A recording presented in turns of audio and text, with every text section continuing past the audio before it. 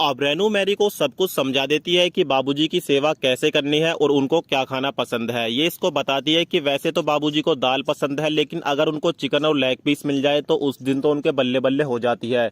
फिर ये इसको बताती है कि लेकिन बाबूजी के साथ एक समस्या है, उनको खाना चबाया हुआ पसंद है। मतलब पहले तुमको अपने मुंह से खाना चबाना होगा, उसके बाद बाबूजी को खिलाना होगा, क्योंकि इनकी दाढ़ में दर्द रहता है। इस बात को सुनकर मैरी को 360 वोल्ट का करंट लगता है। अब मैरी बोलती है कि दीदी आप टेंशन मत लीजिए, मैं शिकायत का कोई भी मौका नहीं दूंगी। तो रेनू अपने मन में सोचती है कि ये तो बहुत अच्छा हुआ, अब मुझको बाबूजी के पास नहीं जाना पड़ेगा और ना वो बुढ़ा मुझको गंदी नजरों से देखेगा। आप ससुर जी रेनू को अपने पास बुलाते हैं और इसको बोलते हैं कि बहू मेरा दवाई लेने का वक्त हो गया है, तो तुम जल्दी से मुझको मेरी दवाई दे दो। तो रेनू बोलती है कि बाबूजी आज के बाद तुम्हारी सेवा ये नई वाली नर्सी करेगी और वो ही तुमको दवाइयाँ देगी। इसको देखकर दोस्तों इस बुढ़े के अंदर दिल में घंटी बजने लगती है और बोलता है कि मुझको नहीं लगता कि जिस तरीके से तुम मेरी सेवा कर पाती हो ये कर पाएगी।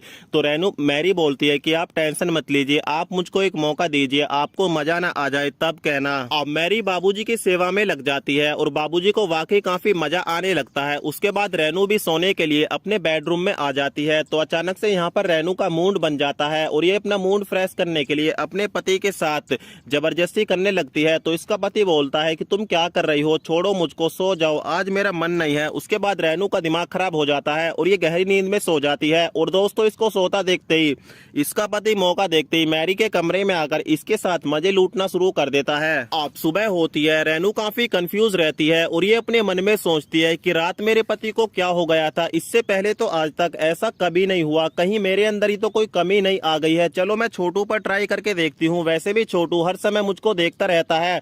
उसके बाद दोस्तों रेनू जैसे इस नौकर को हल्का सा सिग्नल देती है तो छोटू मौका देखते ही अपनी भाभी पर भूखे शेर की तरह टूट पड़ता है और इसके साथ आज अपने अरमानों को पूरा कर लेता है। फिर रेनू अपने मन में सोचती है कि इसका मतलब मेरे अंदर कोई कमी नहीं है, मेरा पति ही किसी दूसरी लड़की के साथ लग गया है। अब उसके बाद बाबूजी रोज बाथरूम में मैरी से अपनी मालिश करवाते हैं और दूसरी तरफ रेनू भी इस छोटू के साथ रोजाना अपने कपड़े गंदे करना शुरू कर देती है। अब मैरी किचन में आती है तो ये देखती है कि किचन में गैस की बदबू आ रही है, क्योंकि गैस काफी घंटों से खुली हुई है। उसके बाद मैरी रेनू को आवाज लगाती है तो यहाँ पर छोटू दौड़ता हुआ किचन में आता है और इसको बोलता है कि मैम क्या हुआ। इसकी हालत को देखकर मैरी इससे पूछती है कि तुम इतने घबराए हुए क्यों हो और ऊपर से नीचे तक गीले क्यों हो।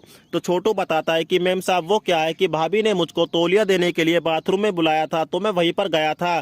फिर ये अपने मन में सोचती है लेकिन तौलिया तो हर समय बाथरूम में ही रहता है, कहीं ऐसा ना हो छोटू और रेनू का आपस में चक्कर चल रहा है। अब आधी रात में अचानक से रेनू की आंखें खुलती हैं तो ये देखती है कि इसका पति इसके साथ बेड पर नहीं है। उसके बाद ये अपने पति को ढूंढने के लिए कमरे से बाहर आती है तो यहाँ पर इसको मैरी के कमरे से कुछ गंदी वाली आवाजें सुनाई देती हैं और जब ये चोरी से जंगले से झांक कर देखती है तो पता चलता है कि इसका पति तो मैरी के साथ घपाघप कर रहा है। इस सीन को देखकर इसकी आंखें फटी की फटी रह जाती हैं और कहानी का जो पार्ट 1 है वो यहीं पर समाप्त हो जाता है।